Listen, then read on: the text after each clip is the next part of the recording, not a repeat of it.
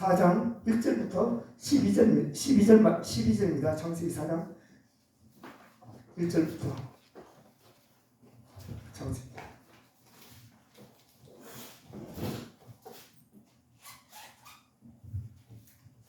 4장 1절부터 12절 다 같이 함께 읽겠습니다.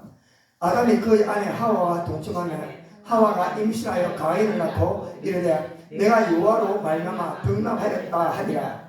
그가 또 가인의 아우 아벨을 낳았는데 아벨은 양치는 자였고 가인은 농사는 자였더라.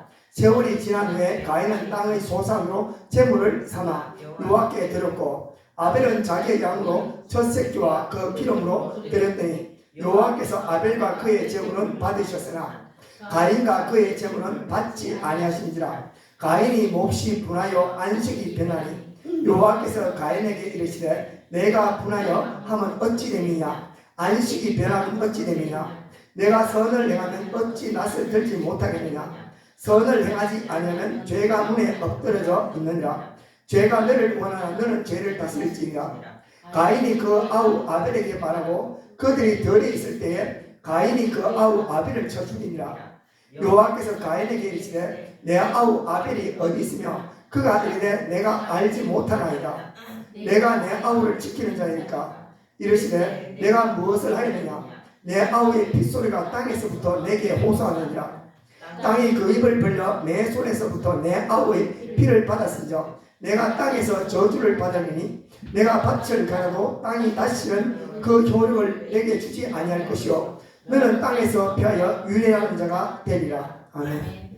예, 오늘은 제목은 영적 전쟁 두 번째 좀 정리해서 영적 전쟁에 대해서 일단 말씀을 드리겠습니다. 그리고 사단들이 어떻게 우리한테 와가지고 우리를 공격하는지 그죠? 우리 사실 그렇지 예수 믿으면 다 잘 되기를 원하잖아요. 잘 되기를 원하고 우리가 첫째 예수 믿으면 지고 땅에 대한 복을 굉장히 많이 원합니다.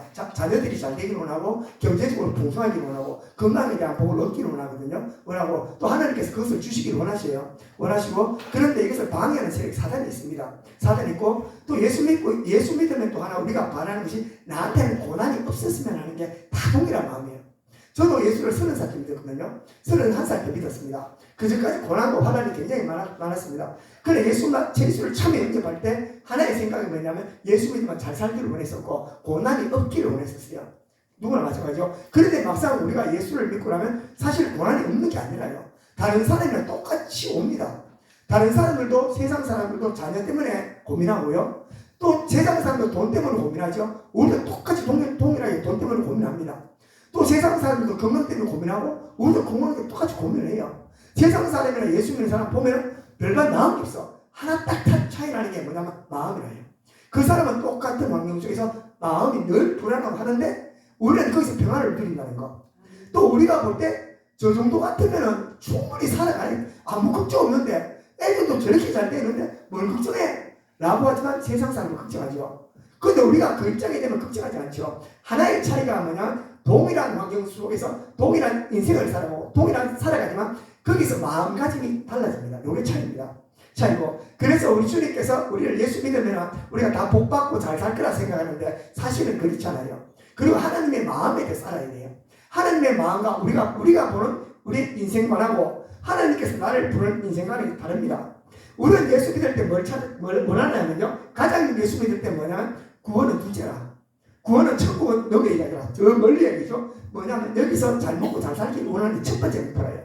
그래서 예수 믿으니까 열심히 교회에 충성, 봉사, 헌신 많이 해요. 그래서 뭘 받는다? 땅에 대한 복을 받아요. 자녀들이 잘 되고 헌금 많이 하면 경제적으로 풍성해지겠지. 또 교회에서 헌신하면 충성하면 잘 살겠지. 이런 관점으로 살아가잖아요.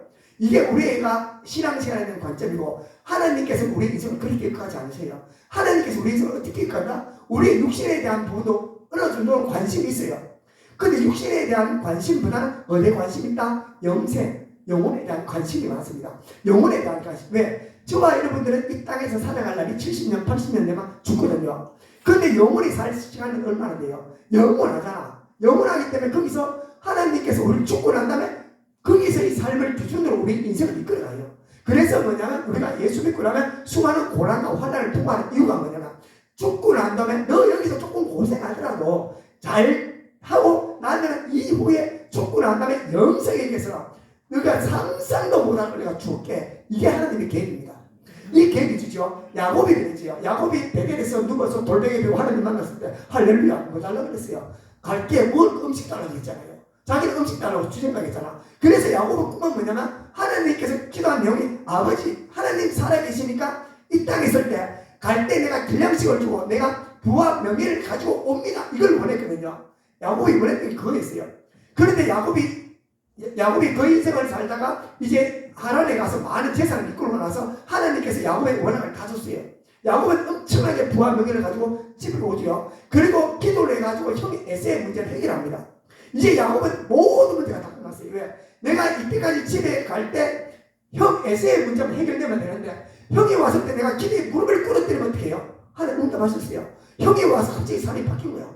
와 됐네 이제부터. 이제 편안하게 살겠네 라고 생각했지만 아니죠. 숙고세부터 문제가 생기잖아요.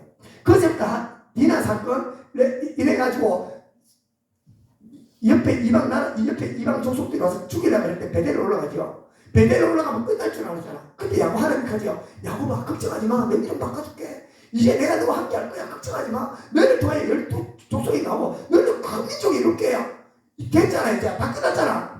그래 딱 나오면 어떻게 해요? 딱 끝나고 나면 돌아서 나오니까 제일 먼저 누가 죽어요? 안에 누가 라헬이 그 죽고 난 다음에 제일 먼저 누구냐면 엄마의 시모 자기가 키워준 유모가 제일 먼저 죽습니다. 내가 그나마 마음을 붙여서 날 키워주던 유모가 죽고 그리고 난 다음에 자기가 그렇게 생각했던 라헬이 죽기 시작하죠. 라헬이 죽죠. 그리고 난 다음에 요셉도 이루어지죠. 어떻게 보면 그 이후의 삶이 오히려 고달랐어요. 그 삶 속에서 야곱이 얼마나 갈등과 고민을 많이 했는지 몰라요. 이게 뭡니까? 라고 시간이 지나서 그가 무엇을 깨달았냐면요. 이 세상 모든 게 다 흔적 없이 지나간다는 걸 깨달아요. 그게 베냐민을 마지막 형을 통해서 애굽에 보낼 때 모든 걸 다 포기하거든요. 그러니까 야곱의 마지막 고백이 뭐냐면 험악한 인생을 살았다라고 얘기하고 마지막 그가 죽을 때 뭘 하냐면요. 마지막 죽을 때 그가 그렇게 하나님 앞에 자기 욕심만 데리고 가던 사람이 마지막 죽을 때 히브리서 보면요. 그가 지팡이를 의자에 무릎 꿇고 경배하는 자가 죽습니다. 그것을 성경에서 뭐냐면 예배하는 자시거든요. 그가 죽을 때 주님 앞에 예배를 왜 했냐면요. 내 하나님, 내 인생을 이제는 알았습니다. 아버지께서 내한테 무엇을 전해주고 내한테 무엇을 원했는지 무엇을 깨달았냐면요. 내가 세상을 소유하고 땅의 것을 그렇게 잡고 싶었지만 다 잡은 것이 어느 순간에 물거품이 지나가고 내가 가지고 있던 욕심이 처리되고 내 소망이 죽게 향했는데 주님 내가 죽음을 앞두고 내 뒤돌아보니까 내가 바뀌었습니다. 뭐요? 그렇게 내가 욕심쟁이의 마음이 그때 세상을 가득히 잡고 있던 이것을 버리고 뭐요? 하나님을 붙드는 마음으로 바뀌었죠. 그래서 야곱이 그렇게 바꿔놓습니다. 하나님께서 뭐라냐고요? 우리 그냥 신약시대에 와서는 사도 바울이 뭐라면 욕심이라고 해요. 욕심은 탐심이라고 우상숭배를 했죠. 야곱은 하나님을 섬기면서 뭘 섬겼다? 자기 자신을 탐심을 섬겼어요. 그것을 성경에 우상숭배라고 해요. 그 삶을 살았는데 하나님께서 우상숭배가 헛된 것을 이 땅에 가지고 있는 모든 것에 하나하나 제거함으로 말미암아 소망을 끊으시고 어디 하늘에 대한 소망이죠. 젊었을 때 세월이 지나면 모든 걸 잃고 내가 늙어지니까 돈도 명예도 먹고 마시는 것도 기쁨도 다 사라지죠. 아무것도 없습니다. 즐거움이 없습니다. 그래서 나이가 먹으면 생각과 마음이 천국으로 올라가는 걸 알고 올라갑니다. 그래서 하나님께서 우리 인생을 어떻게 이끌어 간다? 우리의 인생을 기준을 어떻게? 하나님께서 영혼의 잘됨을 영혼에 대한 축복으로 이끌어요. 그래서 우리가 세상 사람들하고 살아가는 방향이 다릅니다. 그리고 오히려 예수 안 믿는 사람보다 안 믿는 사람보다 믿는 사람이 더 힘들어요. 왜냐하면 세상 사람들은 살아가면서 수많은 일들 중에서 자기 마음대로 하잖아요. 여기서 자기 마음대로 뭐 하냐면 세상 사람들은 자기 마음대로 한다는 게 뭐냐면 우리가 화낼 때 세상 사람은 어떻게 해요? 화 마음대로 내잖아요. 화내고 숨기당했잖아. 그리고 누가 와갖고 마음에 안 들면 내가 상대방 욕을 버지기라도 괜찮잖아요. 흠이 되잖아. 근데 예수 믿는 사람은 그러면 안 되잖아요. 얼마나 힘든지 모릅니다. 그래서 예수 믿는 사람들이 사실 힘이 들어요. 힘들고 하지 말라는 게 너무나 많기 때문에 세상 사람과 예수 믿는 사람들은 엄청나게 다릅니다. 그래서 그래서 사단이 어디서 왔지요? 하나님의 나라에 들어왔지요. 일명 예수님 옆에 보호자 옆에 있던 사단이 내려오죠. 그가 거기서 하나님 보호자 우편에 앉아있으니까 천국을 얼마나 잘 알겠어요. 거기서 천국에 대해서 빠꾸하게 합니다. 이 세상에서 죽어서 올라오는 사람들의 와서 거기서 받아 누려야 될 분복과 복락과 모든 걸 다 합니다. 전산 천국에 대해서. 그들이 죽어서 천국 올라가면 그들이 어떤 영광의 멸관을 받고 상을 받고 그들이 받을 봉기과 모든 걸 다 알아요, 사단은요. 그래서 사단이 내려와서 만나고요. 쫓겨났잖아. 하나님을 직접 대항하지 못합니다. 그래서 영적인 전쟁이 일어날 때 사단이 칼을 놓고 예수님을 대적했을까요? 아니요. 예수님 고개 쓰는 순간에 다 떨어져요. 빛이 비치는 순간에 어디로 수직하게 살아있는 것이 영적인 전쟁을 하나님께서 영광을 드러내는 순간에 사단은 초토화되어버려요. 그러니까 그들이 쫓겨서 내려왔죠. 이 땅에 내려왔다라고 얘기해요. 그래서 사단이 하나님을 직접 대적할 수 없으니까 어떻게 한다? 하나님 만든 피조물을 공격하기 위해서 이 땅에 아담과 하와를 내려왔죠. 그래서 아담과 하와를 꼬시고 홀랑 넘겨서 죄를 짓도록 하죠. 그래서 뭐냐면 이 세상에 예수 안 믿는 사람은 만나고 이 땅에 예수 안 믿는 사람은 절대 예수를 못 믿게요. 수단과 방법을 가리지 않습니다. 그래서 뭘 한다? 예수 안 믿으면 고생 안 합니다. 그 어떤 사람은 불을 엄청나게 많이 줘요. 부가 주는데 뭐 예수가 필요가 없잖아. 불을 많이 줬기 때문에 예수 신에 대한 필요성을 못 느낍니다. 그래서 어떤 사람은 권력을 엄청나게 줍니다. 그래서 권력으로 말하면 신에 대한 존재가 필요 없도록 만들어요. 또 어떤 사람은 뭘 주냐고요? 엄청난 절망과 낙심을 줘가지고요. 신이 없다라고 입술을 고백해요. 그 예수 믿는 사람은 두 가지 분류가 나타나거든요. 엄청나게 악을 통해서 다스리는 자들이 나타나요. 권력과 명예, 불을 가지고 모든 걸 다 가지고 자기가 원하는 다 하는 사람이 있어요. 돈 가지고 막 엄청나게 쾌락을 다 하는 사람이 있어. 그런 사람은 신에 대한 존재가 필요 없어요. 그리고 두 번째 어떤 사람은 눌러요. 근심과 걱정, 자하 이런 식으로 해갖고 두 번째 자기를 학대하고 아래가 사람들이 올매 근심과 걱정 두려움에 대해서 신이 어디 있나 스스로 포기하도록 하다가 눌러놔요.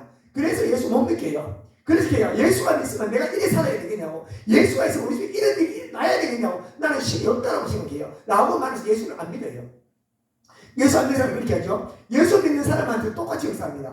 사단들에 대한 전략은 두 가지거든요. 딱 두 가지로 나눠져 있어요. 우리 성경에서 보면 뭐라 하죠? 주의 성령이 내게 임하셨으니 가난한 자에게 복음을 전하죠. 내게 기름 부으시고 나를 벌써 포로된 자 있죠. 예수 안에 있는 사람 포로된 자가 있어요. 포로된 자는 누구죠? 포로된 잡혀서 내 마음대로 못한 자를 포로된 자라고 그래요. 포로된 자가 있고 눈먼 자, 다시 보게 함을 눌린 자들 자율자고죠.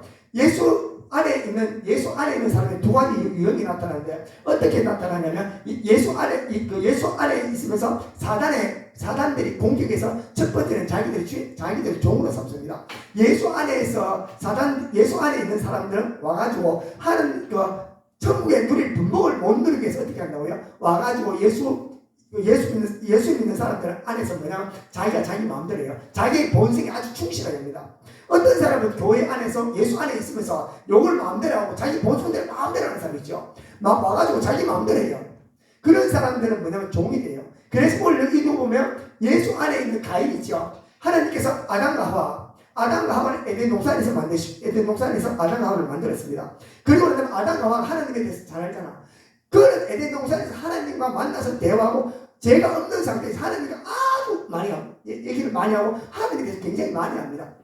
그 아담과 하와가 지성이 얼마나 뛰어났냐면요. 아담과 하와는 하나님을 그냥 알아요.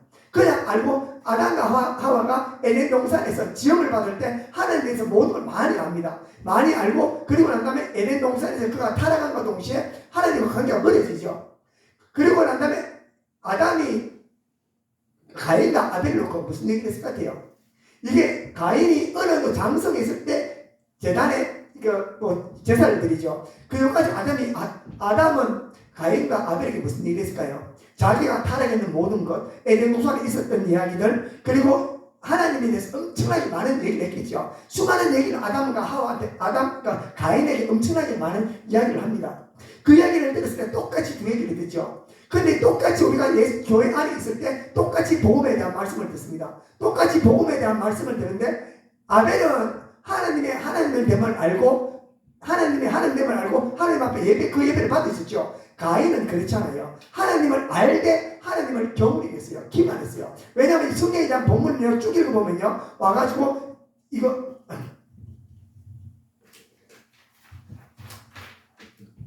세월이 지난 후에 가인이 땅에 소산을 제물로 삼아 여호와께 드렸고 아벨도 자기의 첫 새끼와 그 기름으로 드렸더니 여호와께서 아벨과 그 제물을 받으시니 가인과 그 제물을 받지 않으신지라 가인이 몹시 분노해 안색이 변하니 가인이 하나님을 아는데도 하나님 앞에 울그락불그락 한다고 해서 하나님을 하나님 인정해요? 우리가 자녀를 키울 때 자녀가 돼요. 그가 순종 잘하면 아버지인 줄 알면 자녀가 아버지 됨을 알고 좀 잘못했다고 해요. 그런데 아버지를 인정하면 머리 치게 되잖아요. 중고등학생이 되면 아버지는 엄마 치게 됩니다. 그래서 우리가 버릇 없다라고 얘기하죠. 가인은 하나님에 대해서 많이 알았지만 하나님에 대한 존재, 쉽게 말해 하나님을 경외하는 마음, 하나님에 대해서 하나님을 인정하지 않고 굉장히 경물이 됐다는 거예요. 이게 가인의 마음이었어요. 우리가 똑같이 교회에 오면서 수많은 복음을 듣죠. 이 수많은 복음을 듣지만 하나님에 대해서 나는 과연 어떻게 생각하는지 한번 생각해 보셔야 돼요. 나도 모르게 가인 자리에 서 있는 경우도 있다고 사람들이. 내가 하나님을 아는데 하나님을 알지만 하나님 앞에 나의 행동이 오히려 가인이 같은 사람도 있다는 것을 우리가 알 수 있습니다. 그렇습니다. 여호와께서 가인에게 물으시대요. 내가 분하면 어쩌느냐, 안식이 변하면 어쩌면 되냐 라고 말할 때 어찌 말합니다. 내가 선을 행하면 어찌 낯을 들지 못하겠느냐 라고 말하죠. 그리고 가인한테 그런 얘기 했을 때 가인은 전혀 하나님에 대해서 반성하는 기미가 보이지 않는 것을 우리가 알 수가 있죠. 이게 가인과 하나님의 관계성이죠. 그렇습니다. 그리고 7절에 보면 내가 선을 행하면 어찌 낯을 들지 못하겠느냐, 선을 행하지 않으면 죄가 문에 엎드러지느니라. 제가 너를 원하나 너는 죄를 다스릴지라 말하죠. 그리고 이거 지나고 난 다음에 가인이 이제 아벨을 불러다가 죽입니다. 이 죽이는 사건은, 이 죽이는 사건이 뭐냐면 이제 가인이 하나님 앞에서 책망을 듣죠. 책망을 들을 때 그 마음이 어땠을까요? 정상적인 같으면 겸손한 마음이 들고 잘못했다고 얘기하죠. 근데 그 안에 누가 속상해요? 사단들이 속상입니다. 너 봐, 하나님 인정하지 않잖아. 왜 그런지 알아? 아벨 때문에 그래. 안에서 사단이 가인 안에 마음에 들어왔어요. 머리를 이렇게 시기하는 마음을 일으켜요. 안에 시기하는 마음. 와서 비교해서 저는 네 동생은 받았는데 너는 못 받았지. 그래서 안에서 화를 일으킵니다. 시기나는 마음이고 질투하는 마음을 일으키고 이 마음을 가인이 어떻게 한다? 마음이 올라오면서 계속 묵상해요. 그래서 이게 자꾸 하다 보면 나중에 하나님을 어떻게 대적하지 못하니까 저거 미워하는 점점 저가지고 어떻게 돼요? 죽여야 돼. 이런 생각이 들죠. 그래서 가인이 어떻게 한다? 그것을 불러다가 와서 쳐 죽이죠. 쳐 죽입니다. 그렇듯이 우리가 이런 것을 볼 때 뭐냐면 사단들은요, 어떤 환경과 사건을 놓고 우리 안에 무엇을 넣어주냐면 마음과 생각을 계속 조절해요. 가인도 어떻게 보면 하나의 희생자지요. 안에 사단들이 그 환경 속에서 그 마음에다 뭘 주면 시기하는 마음. 네 동생은 아버지 하나님 아버지 기쁘게 받았는데 그걸 보고 질투하는 마음과 시기하는 마음이 들어오니까 그것을 받아들이고 묵상하다 보니까 어느 정도 정점이 차니까 저거 죽여야지. 그럼 내거 받지 않겠나? 라고 생각하면서 와가지고 그런 죄스러운 행동을 우리가 할 수가 있습니다. 그래서 우리 하나님께서 뭐라고 말하냐면 선을 행하면 어찌 네가 낯을 들지 못하겠냐. 선을 행하지 않으면 죄가 문에 엎드러진단 말이죠. 뭐냐면 내가 나쁜 마음을 품고 있으면 뭐한다고요? 내 안에 죄성, 나쁜 사람이 내 마음 옆에 있다가 끊임없이 뭐라고요? 계속 집어넣습니다. 시기하고 미워하고 질투하는 마음 불어넣고 그것을 우리가 행동으로 옮기는 순간에 죄가 된다고 성경에서는 말씀을 하고 있습니다. 그렇습니다. 그래서 이제 정리해주면요, 베드로전서 5장 8절에 건신하라 깨어라 너희 배정 마귀가 우는 사자같이 두루다니며 삼킬 자를 찾느니라. 우는 사자 당겨내라. 사람들은 우리의 마음을 보고 있습니다. 거기서 뭐 한다? 내 안에 죄지고 싶은 마음, 욕심의 마음을 품고 있고 뭔가 부정적인 생각을 품고 있을 때 들어갑니다. 들어가서 나중에죠. 우리가 성경에서 알다시피 가룟 유다가 마른 유다의 마음에 사단들이 들어가죠. 처음부터 들어가지는 않았어요. 그 마음에 뭐가 들어왔다? 가룟 유다는 예수님에 대해서 생각할 때 어떤 생각이 있나? 메시아. 앞으로 그분이 오면은 이스라엘 나라, 보이는 나라를 회복할 거라 생각했어요. 하지만 자기가 뜻대로 되어지지 않잖아요.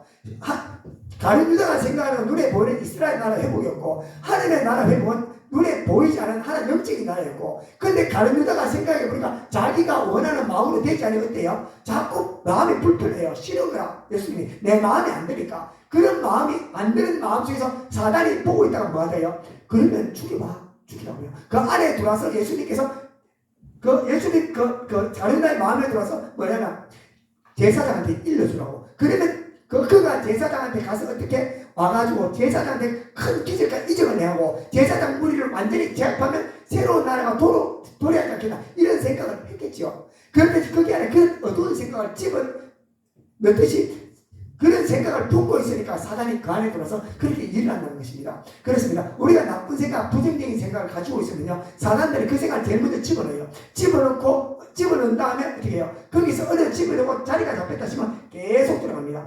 우리가 어떠한 것을 사물을 지나가다 보게 되면 어떻게 해요? 처음에 볼 때는 한 번도 못 지나가잖아요.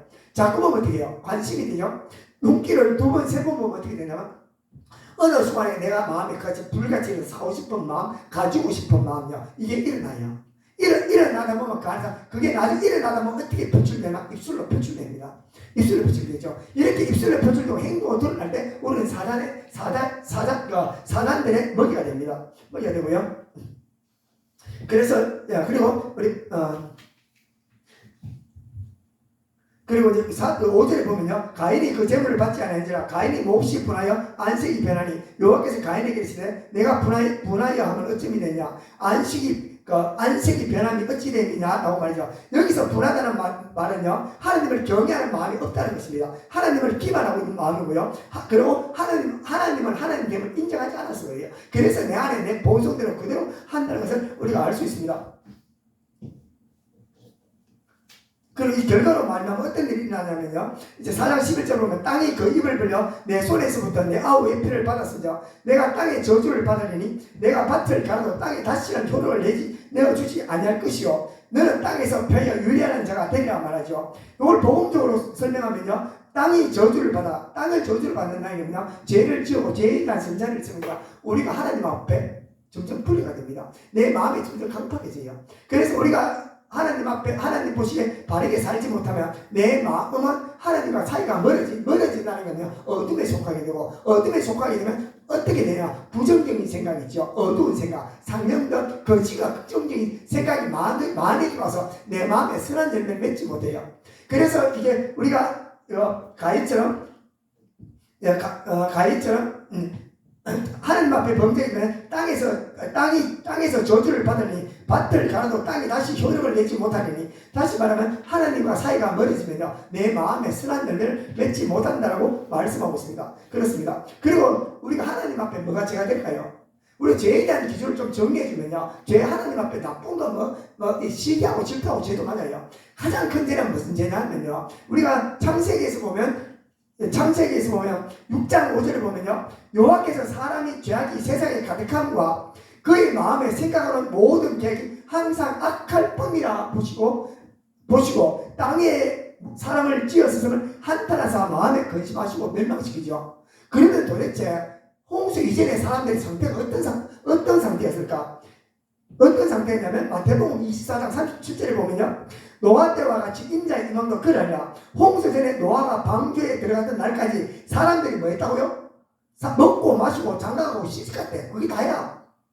노아의 비싼 그 사람들 했군요. 하나님하고 돌 던지고 원망만 했어요. 그들이 한 것은요 사람들이 들어간 날까지 사람들이 먹고 마시고 장가들고 시집가고 있었으며 홍수가 나서 그들이 다 멸하기까지 깨닫지 못하였으니 인자의 임함도 이라는 말이죠. 뭐냐면 하나님을 마음에 안 두는 게 문제입니다.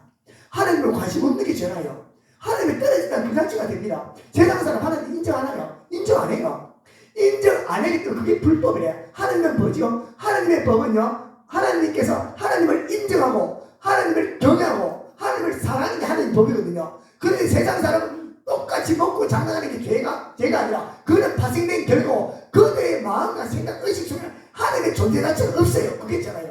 그래서 불법이라 그래서 망했어요. 지금도 똑같습니다. 세상 사람 큰죄 안 줘요. 이웃집 아줌마 착해. 아저씨 착해요. 나쁜 짓 안 해. 우리가 법 없어도 살 사람이야. 그런데 그 마음에 하나님을 두기를 싫어해요. 그게 죄라고 해요. 성경에서는요. 그래서 성경에서 죄라고 말하는데 그게 어디가 있냐면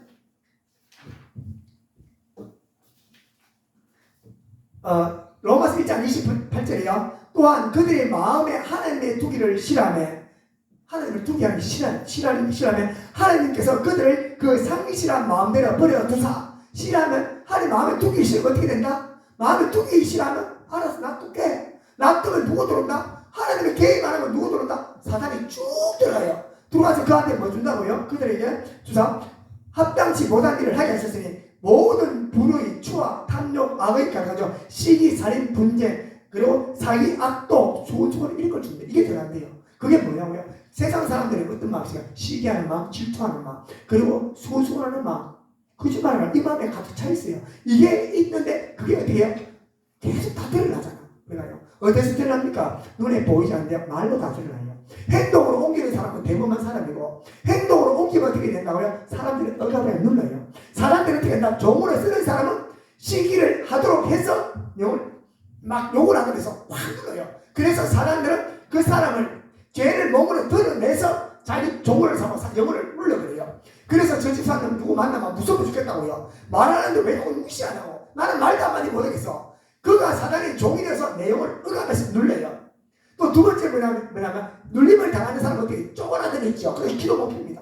그래서 죄가 딴 것이 죄가 아니라요. 하나님의 두기 싫어하는 마음. 이게 성경에서 분명히 죄라고 얘기하고 있습니다. 사람들은 예수 믿는 사람, 믿지 않는 사람, 하나님의 마음을 두기를 싫어하고, 예수 믿는 사람들 어떻게 한다? 통일합니다. 우리 한번 잘 생각해봐요. 하루에 24시간 중에 하나님 마음에 얼마나 두고 살아요? 그 말이요. 교회 안 둡니다.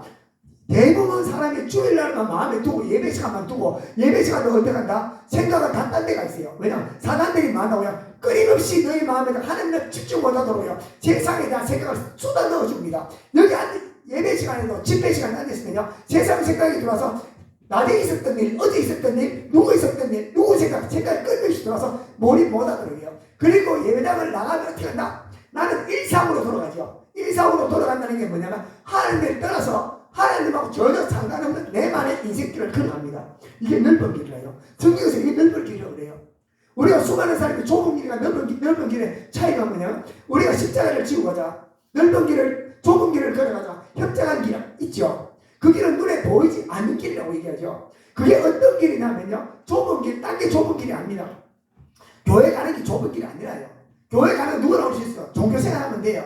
종교생활은 좁은 길이 아닙니다. 종교생활은 자기 자신을 부인한다 그러죠. 자기 자신 뭐예요? 우리가 성경에서는 우리 세상 사람들은 시기, 질투, 혈기가 죄나요? 죄 아니죠. 그래서 세상 사람은 동일한 환경 속에서 동일한 어떤 환경이 옵니다. 내가 어떤 사람은 되게 속이 상했습니다. 그러면 그 사람은 어떻게 살아요?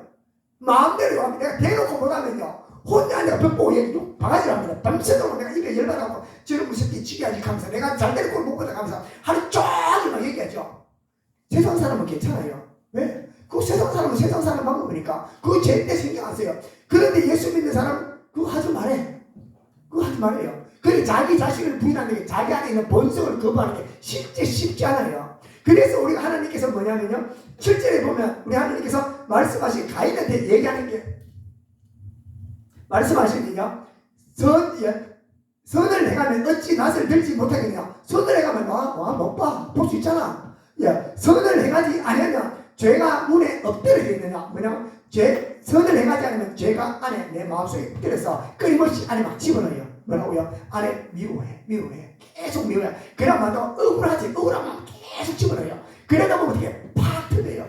내가 능력만 있으면 전화에 가서 막 지르지만요, 능력 없으면 친구 불러갖고 법사님께서 얘기 다 해야 돼. 속 시원할 때까지. 야, 속 시원할 때. 아니면 그것도 못하 혼자서 앉아갖고 그것도 얘기해서 막 미워가 원한을 두고 잘 내가 보면서 막 저주의 마음을 가는데, 그게 성경에서 분명히 죄라고 얘기하거든요. 근데 이게 뭐가 문제냐면, 이렇게 하면 뭐가 문제냐면, 이게 육신의 삶이래. 사도 바울이 이거 로마서를 썼잖아요. 사도 바울이 로마서를 썼거든요. 사도 바울이 로마서를 쓸 때 언제 쓰냐면, 다메섹 도상에서 사도 바울이 불을 팍 받았어. 뜨거운 불을 팍 받고 나니까 하나님 3일 동안 눈 감고 기도할 때 막 하나님 화를 저 얻어먹겠어요. 왜? 불 받으면 사람이 좋아 죽어요. 하늘 길보이 머리끝도 꽉 다 채워지면요, 이때까지 한 번도 경험하지 못한 성경의 충만한 기쁨과 희락품과 그 구름이 날아갈 듯한 이런 막 구름 위를 걷는 것 같고요, 마음속으로 그분과 기도할 때 찬양이 너무 했어. 어느 그 빛을 지나고 이렇게 지정신이 돌아왔어요. 돌아와갖고 남아있는 겁니다. 예수님이 하늘 아들이 있는데 믿어졌어. 머리로 믿으니 가슴으로 왔어. 가슴으로 와갖고 이제 와서, 야, 저 옛날 우리 대적하는 사람 아니야? 대적하는 사람 아니야? 그러니까, 아니야, 우리 예수님은 하나님 아들이시야. 여기 딸이가 다 놀래잖아요. 이걸로 끝나면 되는데 사도 바울이 그때부터 문제가 됐어요. 왜냐, 그때부터 문제가 되면 지성질 어디 가나? 우리 은혜 받을 때만 아이고 착해지잖아. 은혜 받고 집에 가면 지성질 그냥 나와요. 집에 가면 다시 돌아오니까, 집에 은혜 받고 집에 갈 때는 우리 밑에 다 착해 보이는데, 한 은혜가 떨어지고 나니까 눈이 갑자기 크면서 마음에 안 들잖아. 사도 바울도 똑같아요. 사도 바울이 성질이 불같잖아요. 그 성질이 얼마나 더러웠냐면요, 사람을 죽을 때 눈 하나 깜짝하지 않고 있을 정도, 그리고 사람을 죽이면 눈이 벌게갖고 혈기가 등 위에서 갈 정도, 이래 있고 우리가 바나바가 한판 뜨잖아. 그죠? 그 성경이 때문에 그 성질이 어디 안 가요. 그 성질이 어디 안 용수철처럼 일어나는 이 성질이 팍팍 올라와. 이 성질이 예수 믿었다고 없어지나? 그래서 중요한 사도 바울이 마음 잡고 전도 좀 해보려고 했는데 가는 데마다 뭐라 그래요? 와가지고 야 저 사도가 아니다. 지금은 사도고 사도가 되려면 사도의 조건이 12제자처럼 예수님을 공생에 다 따라다녀야 돼요. 3년 동안 따라다니고 예수님의 말씀을 듣는 사람이 사도라요. 그리고 예수님을 따라다니지 않으면 사도가 될 수가 없어요. 그래서 사도 바울이 복음을 전할 때 야 사도 바울 사도라며 너 예수님 따라다녔어? 할 때 사도 바울이 그러니까 아이 웃을게요. 팍 올라와요. 야 내가 성령으로 받아 사명 받았어. 이 성질이 올라오잖아요. 이 성질이 올라오고 사도 바울도 느꼈고 사도 바울이 하나님의 계시를 받아가지고 복음을 전할 때 수많은 사람들이 예수의 십자가에 대한 복음을 인정하지 않았어요. 그래서 뭐냐면 사도 바울이 수많은 복음을 전가할 때마다 주위의 사람들이 뭐라 그러냐면요. 아주 너 그 복음 진짜가 근거 대신 내봐봐. 누가 대신 와서 그 복음이 예수님이 십자가 죽은 예수가 십자가에 죽은 젊은 총각 30살짜리가 죽으면 신이라는데 야 어떻게 신이 죽어? 말도 안 되는 걸 하지 마. 그리고 얘기해요. 구약의 족제, 구약의 양에게 대해서는 예수님 왜 죽어? 이렇게 얘기하거든요. 그리고 예수님 제사장이라면서 야 제사장 얼마만 너 무슨 제사장이야? 이런 얘기 사도바울이 뚜껑이 확 열리잖아요. 그래서 사도바울이 이것을 들을 때마다 가슴이 우라통이 치밀고요. 자기 본성이에요. 그리고 난 다음에 따라다니면서 유대인들이 사도바울을 죽이려고 그럴 때요. 자기 안에 본성이 증나게 드러나거든요. 그래서 사도바울이 안에 내면을 볼 때 나는 그 안에서 시기가 있고 질투가 있고 미움이 있고 정오가 있고 자기 마음을 끓여볼 때 그것이 끊임없이 일어나더라 그래요. 이게 끓여라는 게 죄인지를 몰랐어. 그런데 3층에 올라가 봤거든요. 3층에 올라가 보니까 죄에 대한 기준이 구약에 대한 죄에 대한 기준과 신약에 대한 죄의 기준이 다르네요. 구약에 대한 기준 나는 구약에 대한 흠이 한 개도 없었구나. 내만 지켜가다 사람 나와봐.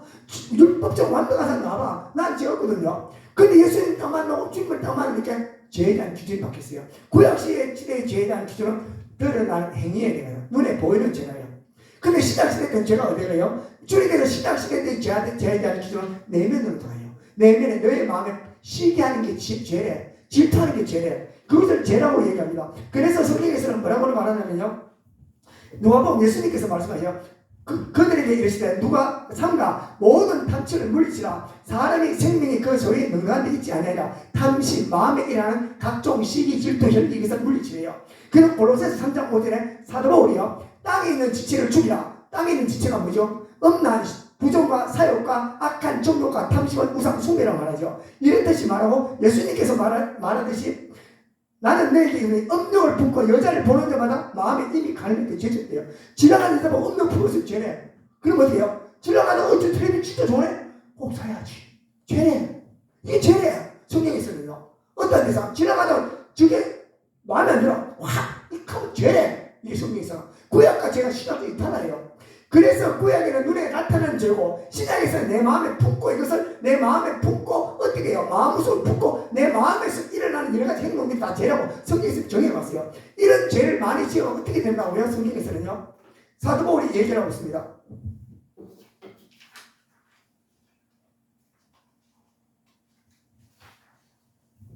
사도 바울은 뭐라고 하냐면 사도 바울이 이렇게 됐을 때 자기가 와가지고 자기가 안에 시기도 있고 질투도 있고 다 있는 이것을 가지고 내가 천국에 올라가 보니까 사도 바울이 써하는 게요.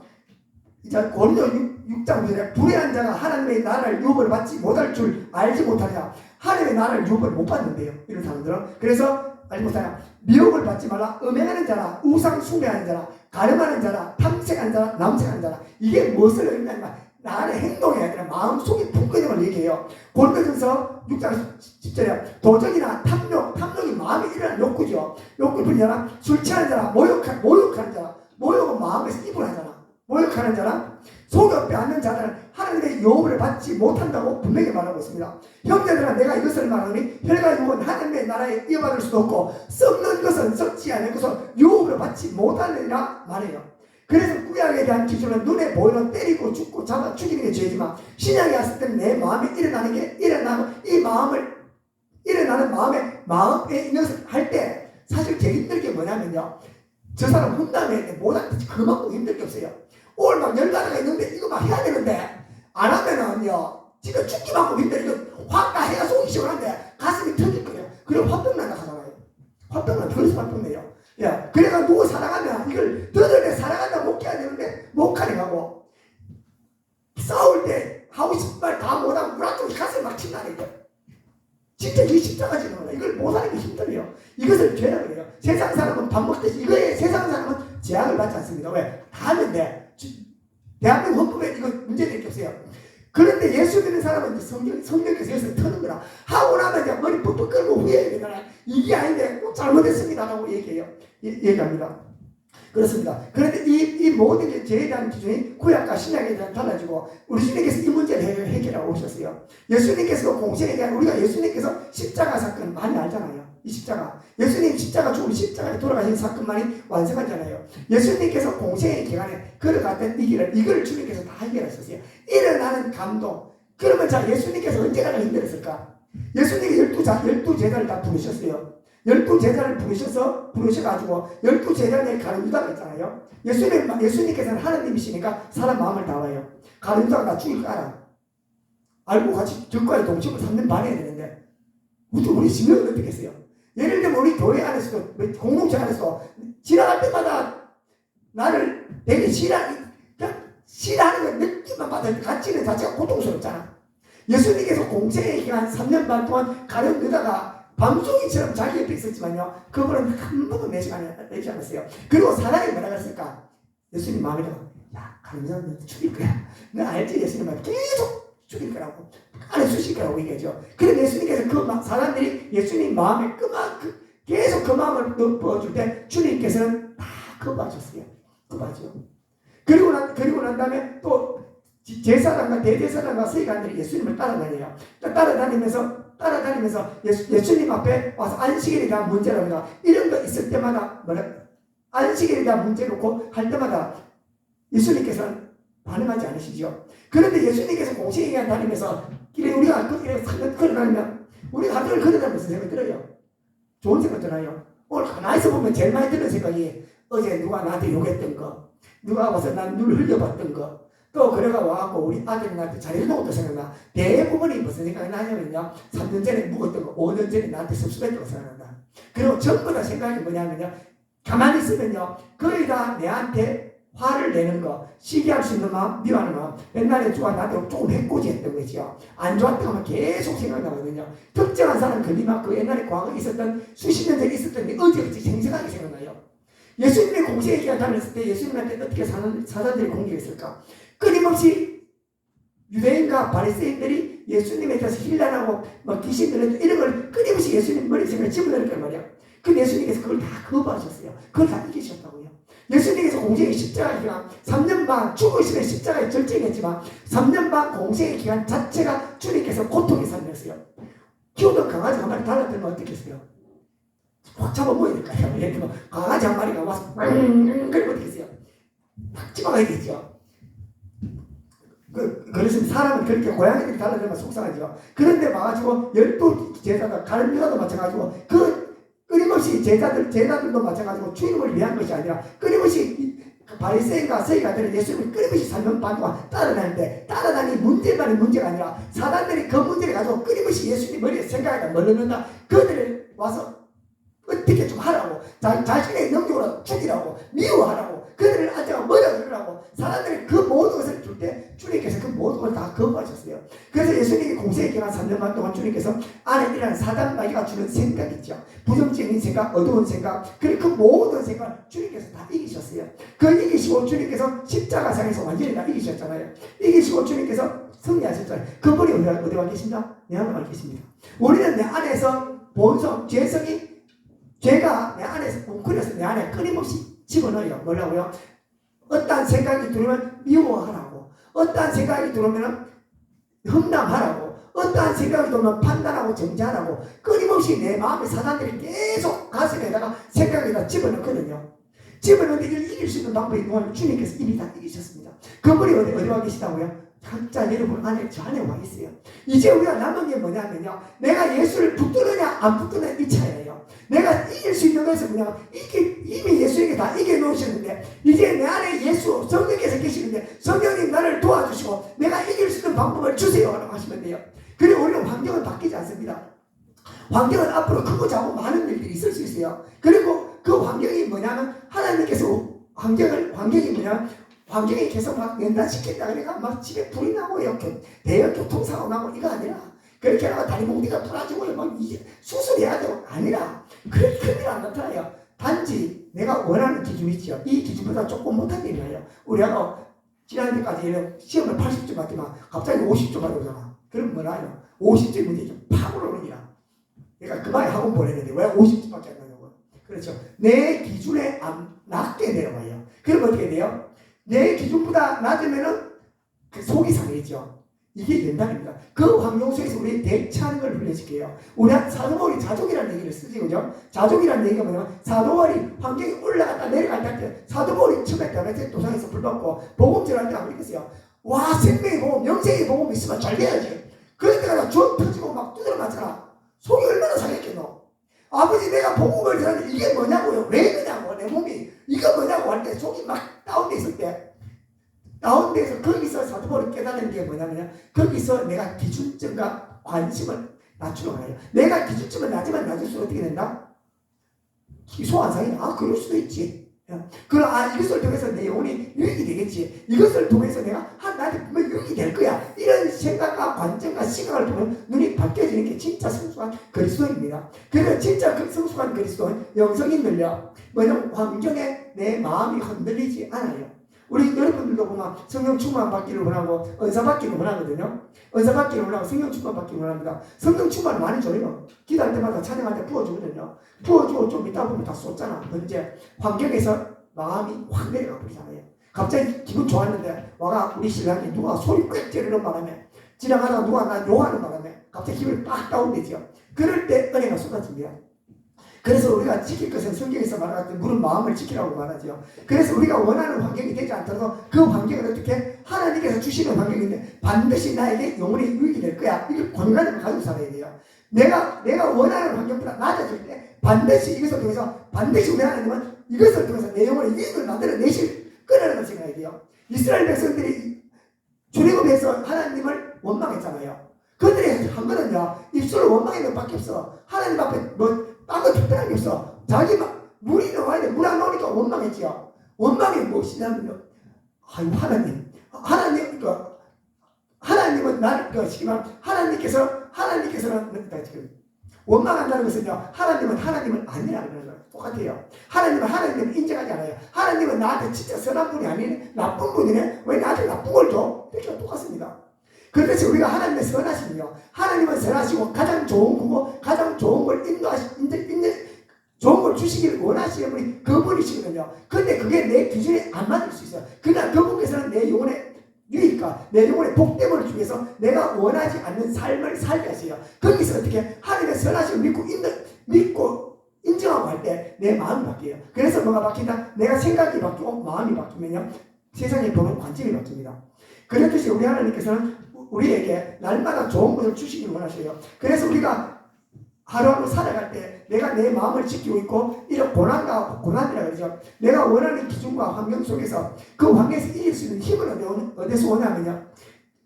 내가 주님을 끊임없이 의식하는 거예요. 내 안에 성령께서 계시고 성령님을 의식하는 거. 그래서 우리 사도